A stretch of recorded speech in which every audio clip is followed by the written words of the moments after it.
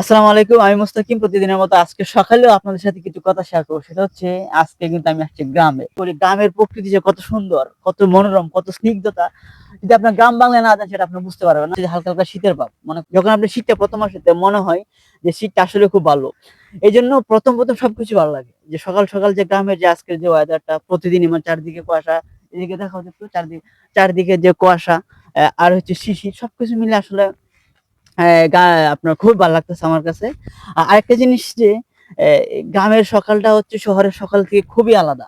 তা গ্রামে যারা লাইফ লিড করে তারা আসলে এই সময়টা, এই সিচুয়েশনটা তারা খুব বেটার ভাবে ফিল করে।